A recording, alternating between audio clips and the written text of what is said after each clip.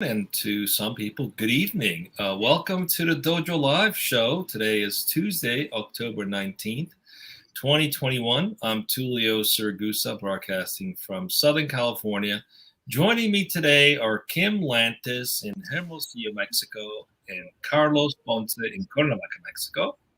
Hi, guys. Welcome Hello. back. Thank you. And our guest, Shira Shamban, who's the CEO and co-founder at Solvo, who is broadcasting all the way from Tel Aviv. Welcome to the show, Shira. Thank you so much. It's a pleasure to be here with you today. We're looking forward to speaking with you about one of my favorite topics, developers, and turning them into heroes. What kind of heroes? Security heroes. But before we go into the topic and dig right in and see what we can learn, we'd love to get to know you a little bit. So if you could just introduce yourself, Shira. Tell us a little bit about yourself. Thank you. Absolutely. Thank you so much. So I was born and raised in Israel. And after a short military experience here, mandatory Israeli military service is mandatory, usually for a couple of years. I sticked around for 13 years in the Israeli intelligence. It was quite the experience. I got to meet all kinds of people. I got to do really amazing things. And the amount of responsibility I was given as a young 18, 19, 20 years old a woman is incredible. And I think that sometimes people don't get that kind of experience in a lifetime. I got to be the commander and the manager of dozens of soldiers and officers. And I got to learn a lot about myself and about how to motivate people. Other than that, I like to do sports. I play tennis. I try to wake up at 5:30 a.m. every day because I want to make the most out of every day. And I find that the morning hours are really good. So for those of you who are looking for another couple of hours every day, I highly recommend waking up early. Because these hours are super effective, even if you think to yourself that you're not a morning person. It's a matter of a habit, and I find it very, very useful.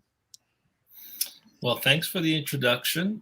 Shira is like total badass. That's the only way to describe, your background. So awesome. Yes.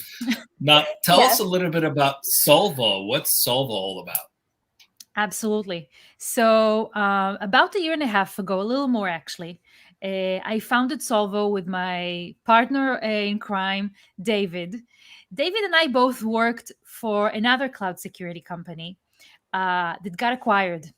But during our time of working there and developing the product that we worked on, we got to meet different kinds of security products.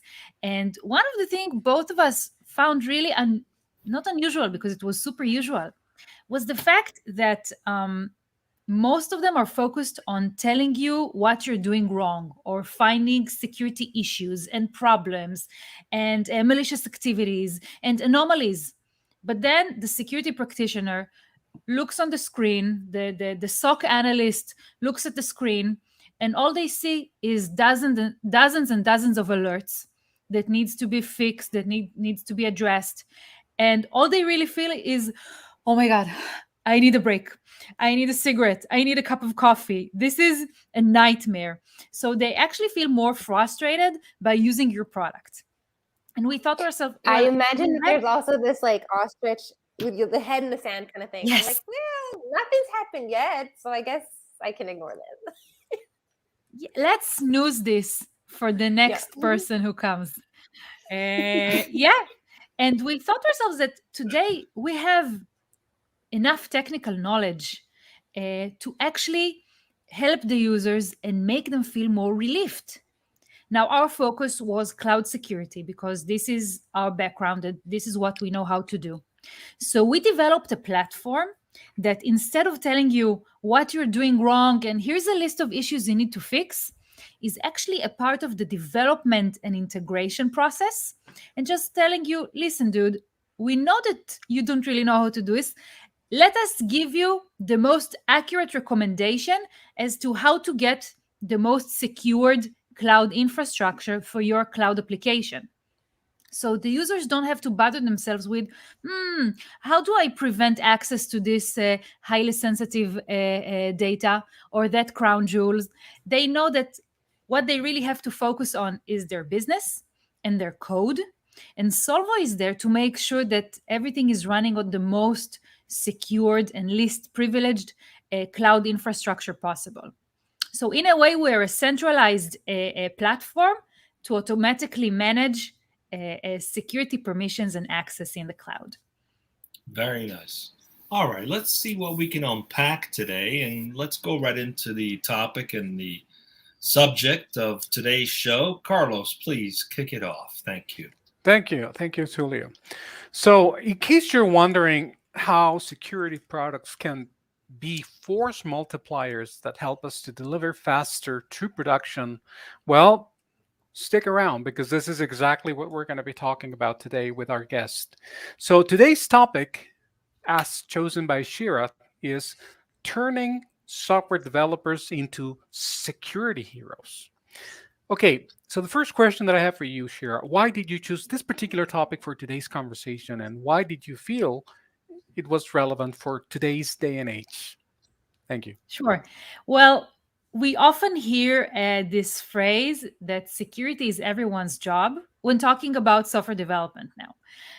So security is everyone's job, and when we say it, we actually look at developers when we say that, because they are writing the software, they are shipping the software, but up until now, they were not held responsible for issues in their code.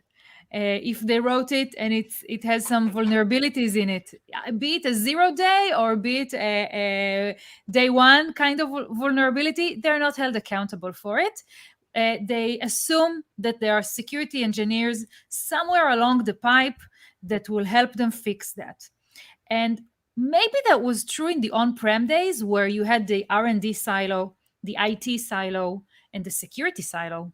But today, when we're working in the cloud, these are no longer separate domains. Today, everything is a little mixed.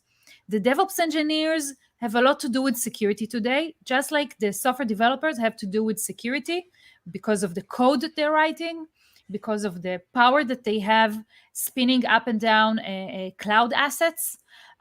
So that phrase, security is everyone's job, is true. But we need to see how we're going to empower developers to be the kind of heroes that we want them to be. So historically, Shira, that's been the sort of mindset of security is somebody else's job, right? I'm here to just develop the code and someone else will take care of that. Like you said, it stems from the on-prem enterprise software model back in the day. Everything is deployed online now. So you said something about helping them make it their job. How do you do that? Have you gamified this for them? How does that work? What does that mean? So very often we just talk about it. And every now and then there is a security training in your company, or you send the developers to a workshop and they, roll their eyes and just, play on their computer or smartphone and wait for this day to end. And they don't implement a half of what they heard that day. So today we kind of understand that just telling them it's your job and you need to do it, that doesn't work. We had to find a different way to do it.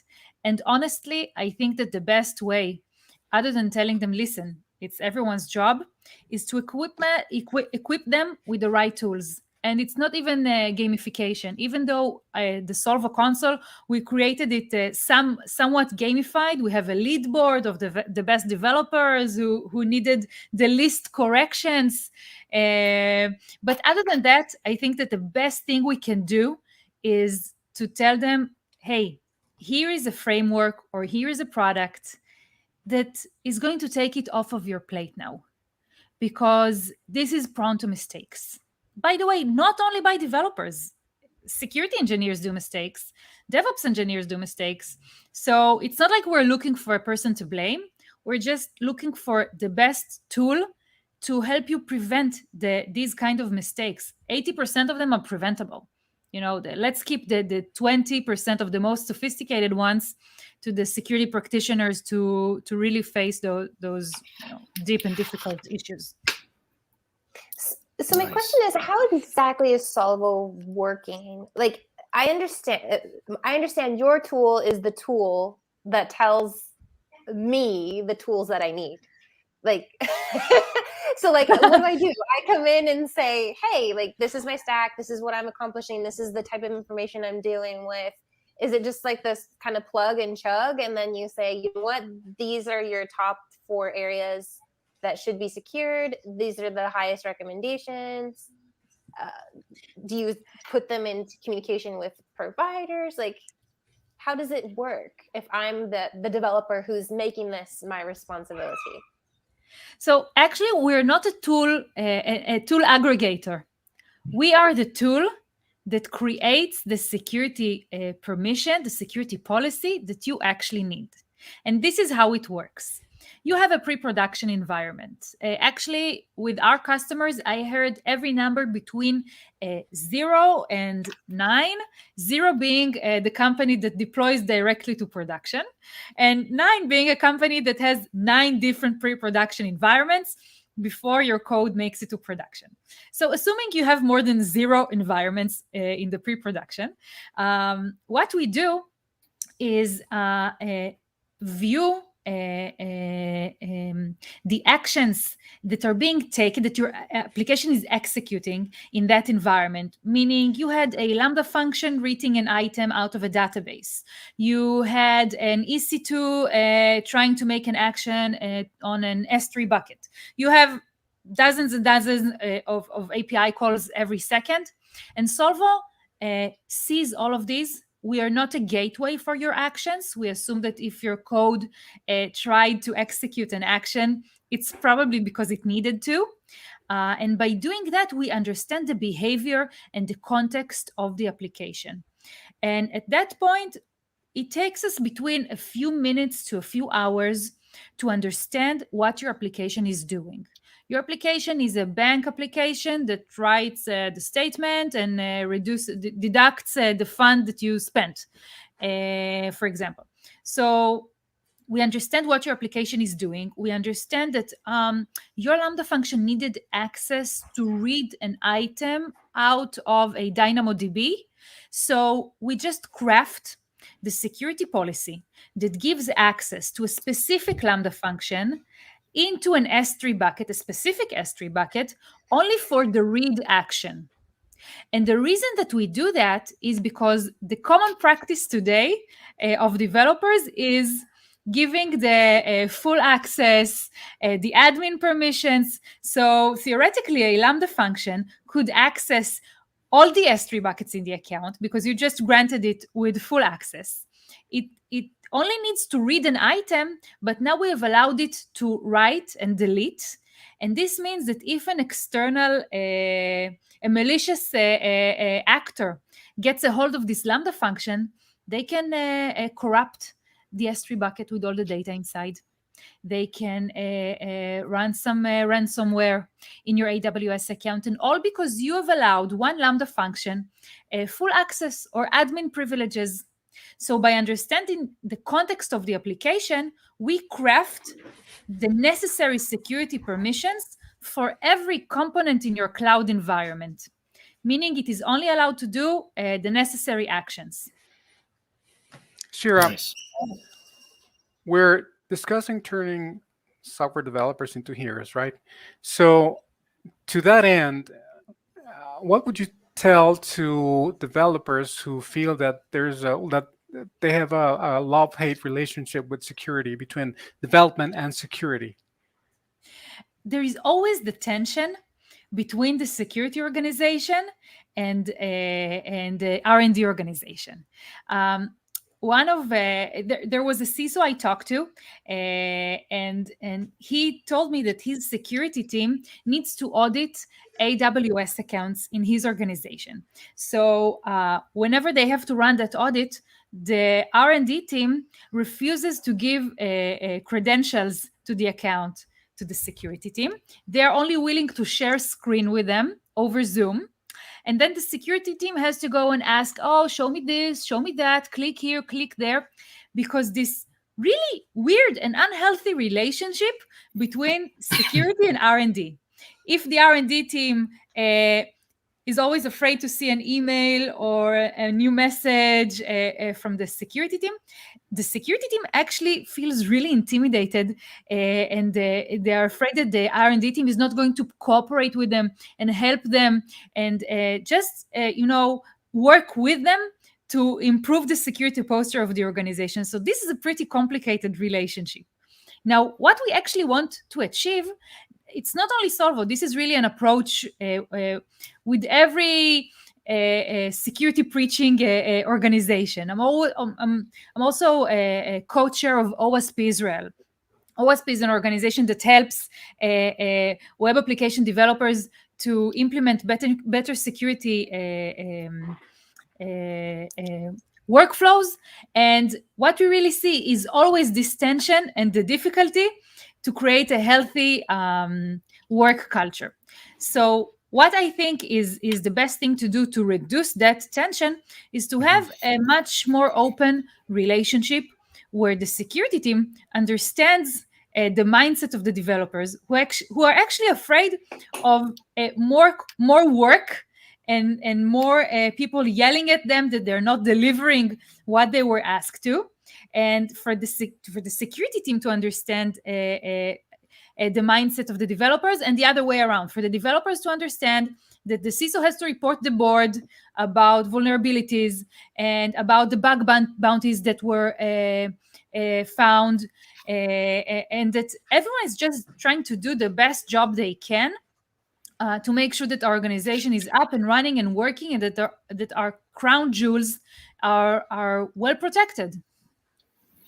All right. So what I'm hearing, Shira, is there's two things. One is there's a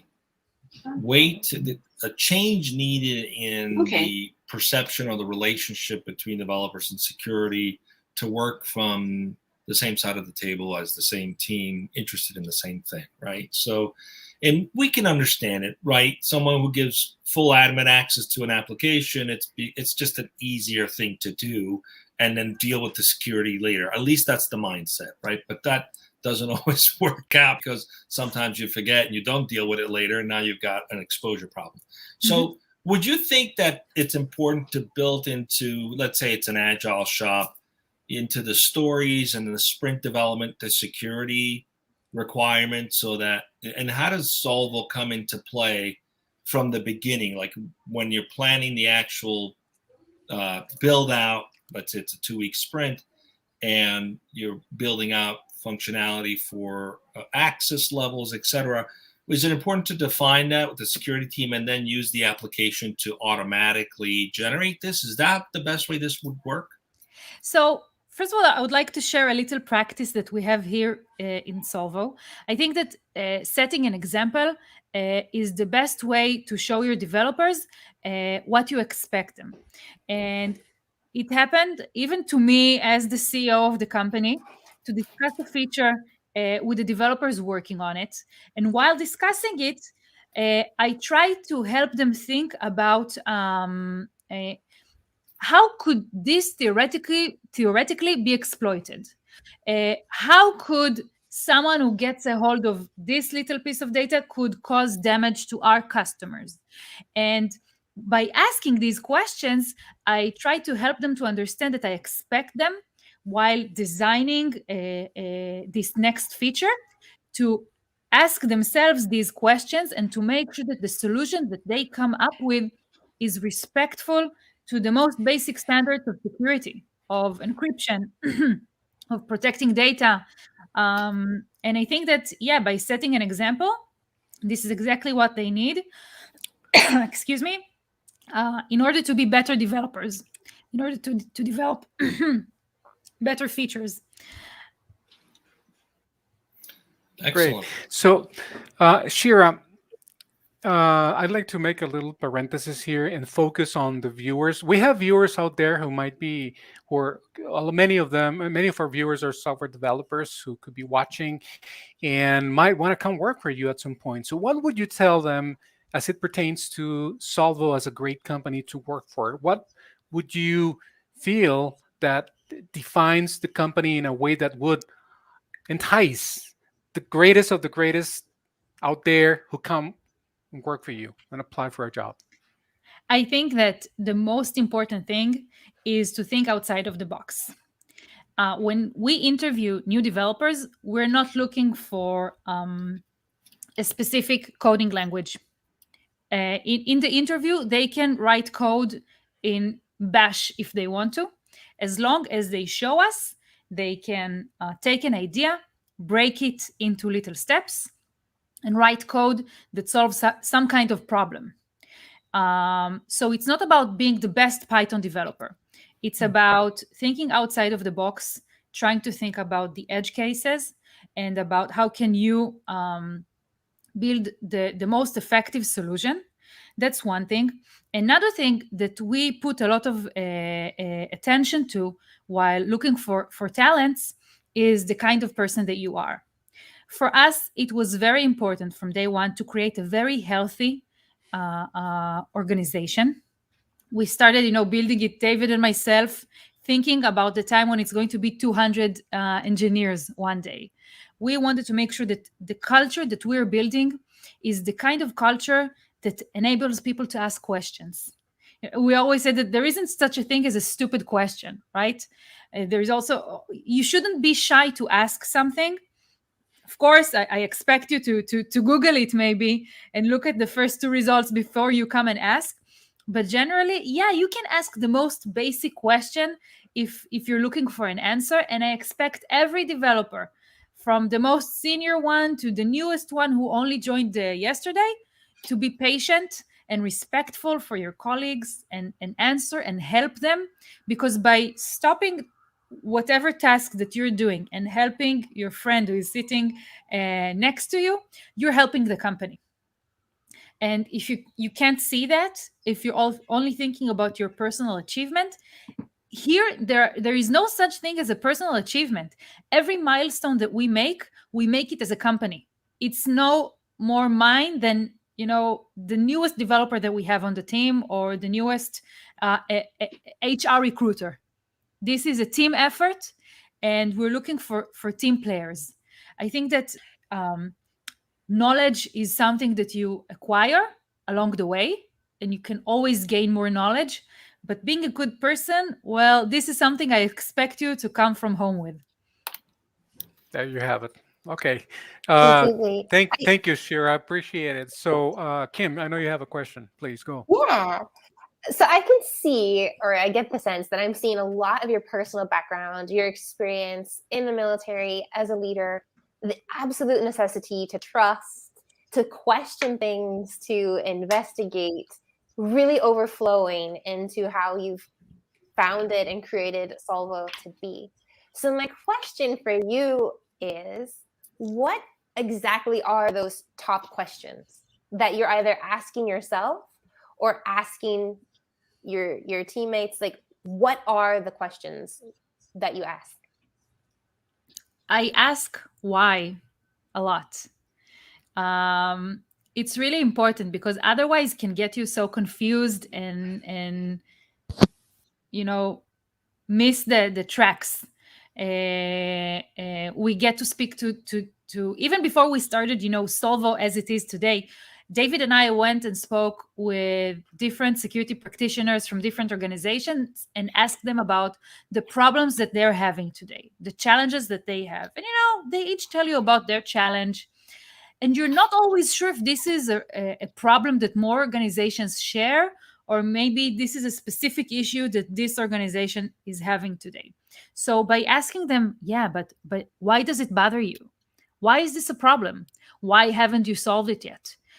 By asking these questions, we make sure that we understand the motivation this is something that we still keep on doing today. When talking about new features with customers, we always make sure we understand why do they need that, because we have to prioritize. We have, many people asking us for many different things. One of them wants that little button over here, and the other one wants a drop down over there. And we need to understand if this is really necessary, or do they just want it because they want it, because they have a very, very specific use case. Asking why is something I always had to do. When in the military, you never have enough resources for everything, and it was maybe the only time in my life when everything I did was never for profit. Right, the KPIs are not really measurable, and you always have to prioritize. So you always have to be on top of things and to make sure you understand. And you have to make some tough decisions sometimes. You decide not to take care of this really important issue because there is that other really, really important issue that has to be handled and addressed right now. So being able to ask these questions is what maybe made me a better manager today, I think. Being able to make a decision. Sometimes we don't have enough information to make the most ideal decision, but we still have to make a decision. So by asking why, I try to gather as much information as possible in order to make a decision right now. Nice. Great. So Shira, we're coming up on time, but before we wrap up, I think it'd be important to understand the markets that you're serving. Which use cases are you seeing more traction in right now, and why? The most traction that we see today is with organizations that are creating cloud native applications.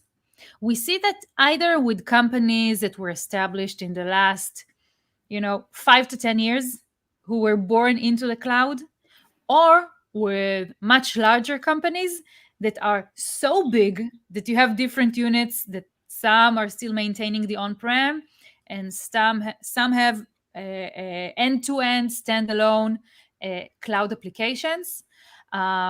Working with those cloud native applications organizations is where I see the most success, because these organizations have implemented or are trying to implement CI/CD. They want the developer to write code and then to have an automated process into production with as little interruption as possible. That approach, by the way, is definitely what we at Solvo believe in. We believe that Solvo is just a plug into the CI process. And while testing the application, we also test for the necessary security permissions and prepare them, make them ready for the next deployment. Excellent. Well, it's been a pleasure to have you with us. By the way, how do people sign up? Are you marketing to the companies or the end developers? How will people sign up to try this out? I'm not quite sure what went wrong. So by visiting our website, solvo.cloud, we have a free security assessment that anyone can run for their AWS environment. So that's the best way to approach us, because by that you will also get access to our case studies and everything else you might want to know in order to try out the product. Awesome. Thank you for being with us today. Just stay with us as we go off the air in just a minute. I know it's quite late there. We'll do a little quick wrap up. Carlos, what do we got coming up for the rest of the week? We got 2 shows, Tulio. We have tomorrow Julia Slanina, the CEO and co-founder of Treehouse, and the topic Femtech and maternal health. And Thursday, we have Michael Wood, the Chief Strategy Officer at Inciting Health. The topic is the growing consumerization of healthcare. That's what we have for this week right here on Dojo Live, as usual at 12 p.m. Pacific. So remember, folks, join us. Don't miss it, and be safe. And thank you, Shira, for being with us. Thank you, See you next everyone. time.